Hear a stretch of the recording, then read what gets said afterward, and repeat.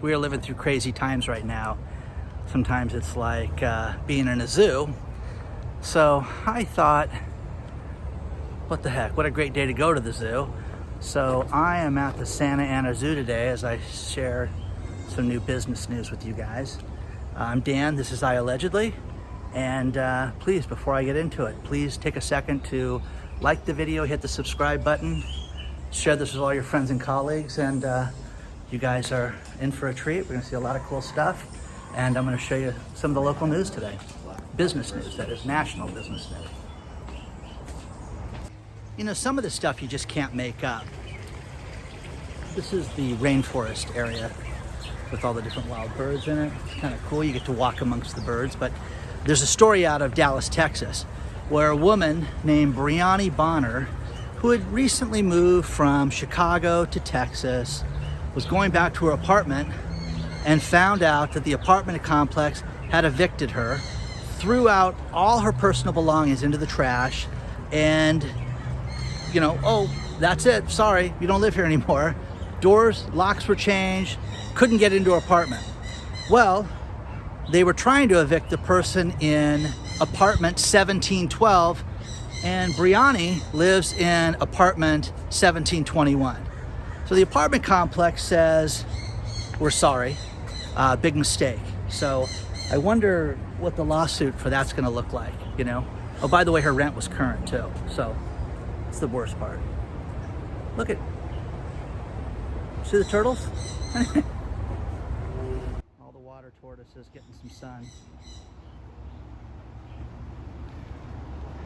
This next story is out of England, and there's a woman that was caught up in a Bitcoin scam.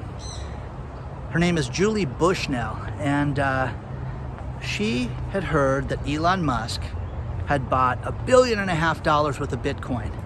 And with this $1.5 billion purchase, he was going to donate $750,000 to people, and they were just going to donate it. And some scammer had set up a fake website, used the BBC's logo, which was really cool, and set it up to where, you know, we'll match your deposit. This woman puts in 9,000 pounds, which in US dollars, it's like $12,650. And she put it in, it was all the money she'd saved for the deposit on a home, and puts it in this Bitcoin deposit area and gets nothing, gets beat out of all her money. Now, again, you know, she's not a stupid woman. This woman is a teacher. This woman just feels humiliated, had to go to the BBC, had to go to the press to tell people to be careful and beware.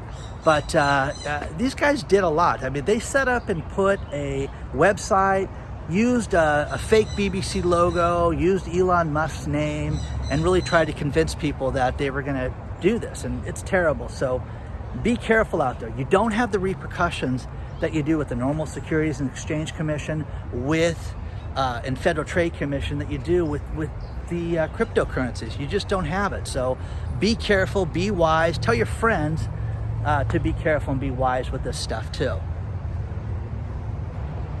How are you? I have no treats for you today. Just talking about the economy and stuff like that.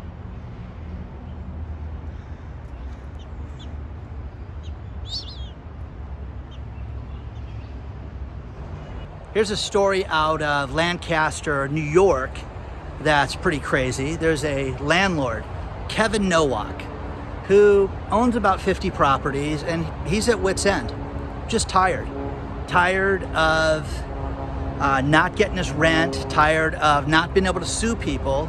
He can't even go to small claims court, can't evict anybody. He knows some of these people are working, some of them just don't want to pay rent. So what Mr. Nowak did to shame these people is he went on his property and spray painted the rental amount. And I'm just going to use fake names. John Smith owes me $11,000 in back rent, with an arrow pointing to his unit. And, you know, I don't think this is going to get this guy's rent any faster. The city is saying, well, there's really not much we can do about this because it's Mr. Nowak's property. So pretty interesting. So what do you guys think? Is the landlord completely, I know he's out of his mind, but What do you think about that? Is that wrong that he's doing that? What do you guys think? Now that is beautiful. Look at that.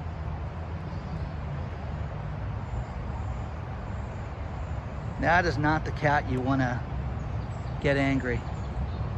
Wow, you are very pretty.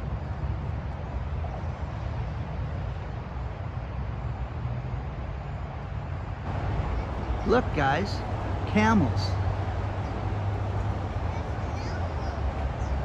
With the freeway right behind you. You know, I used to love coming here as a kid. I was raised by a single mom, and we would do what was once called the Prentice Park Zoo, which was owned by the Prentice family who donated this land, and then they have a zoo.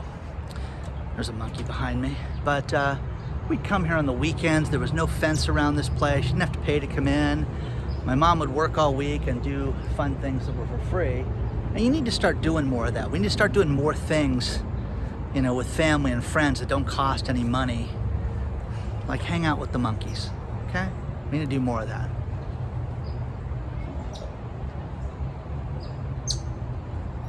Hey guys.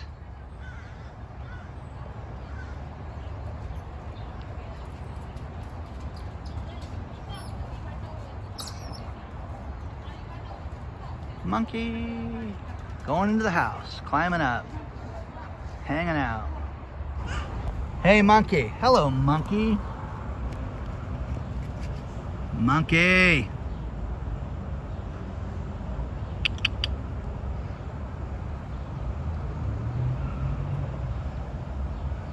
So I never know if you're supposed to be really like worried when they have the double cage around the monkeys, if this is the monkey that's going to do some damage to you if he ever got a hold of you, you know?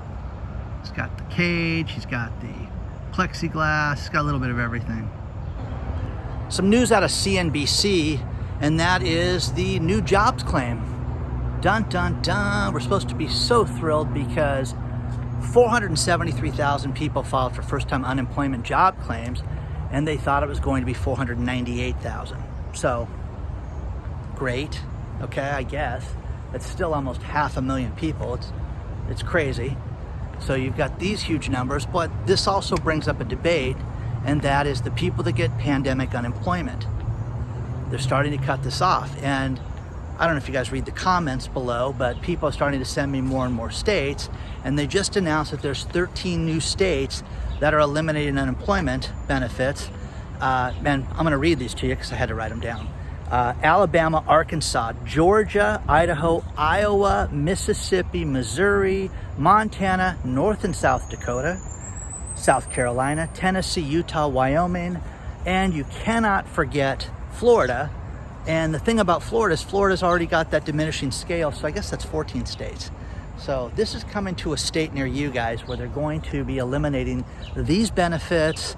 And, you know, how does that make you feel? You know, this is the unemployment benefits are going to be tapered off and cut off, but the pandemic unemployment is just going to be cut off and shut off completely. So, you know, share your thoughts, leave a comment below, and let me know what you're thinking about this. Good job, buddy. Putting on a show for the camera. Thank you.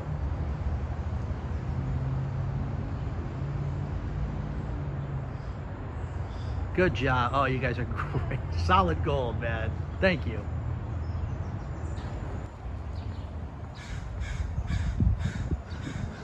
Hey, buddy. Look at this guy.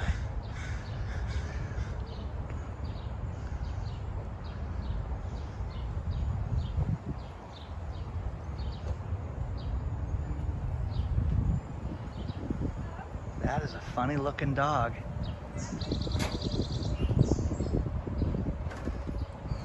Now, for those of you that follow the channel quite a bit, you heard about this about a week and a half ago. It was the new restaurant revitalization grant that was ran by the Small Business Administration.